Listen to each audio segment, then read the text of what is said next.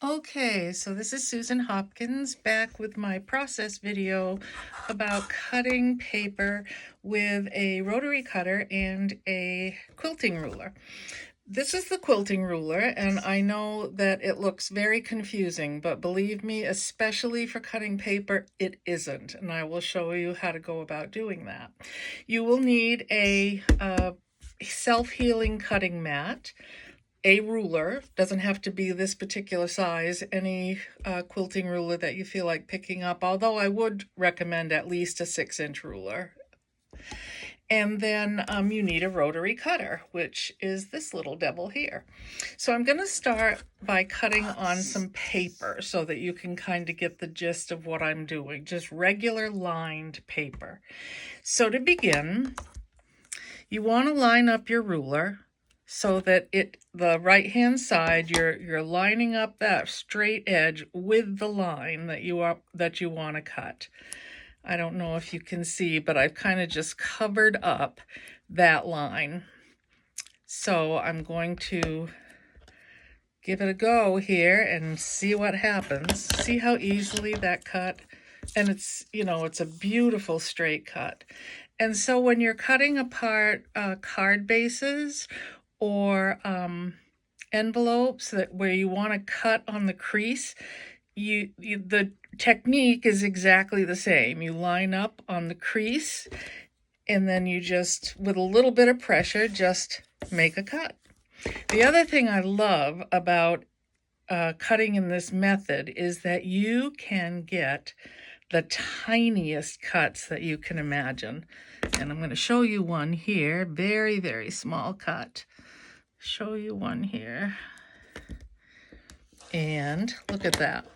Now, I don't think any of you can do that with a paper trimmer or a paper cutter with the arm. I know I can't. So now I'm going to show you the same technique, doing it the same way, but this time I've got an envelope from a paper pumpkin kit that I want to cut apart. So I've already opened the envelope up, and I want to save the middle of the front of the envelope and the flap. So this is the back of the envelope, if you will, and these are the sides, which are the things I am going to cut off.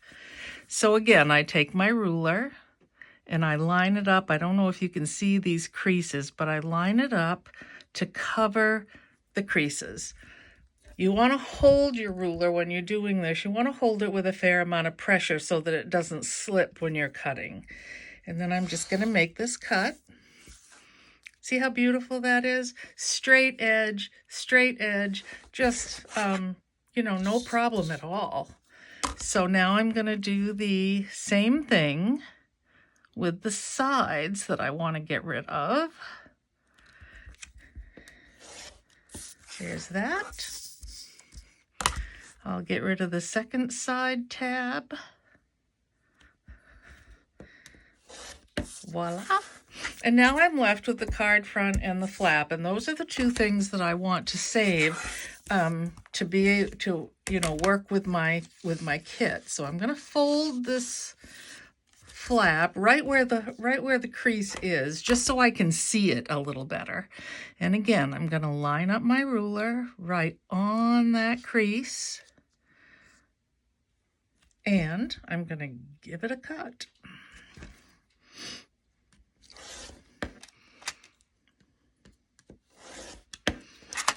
Oh, come on. I guess I'm not pressing enough on my.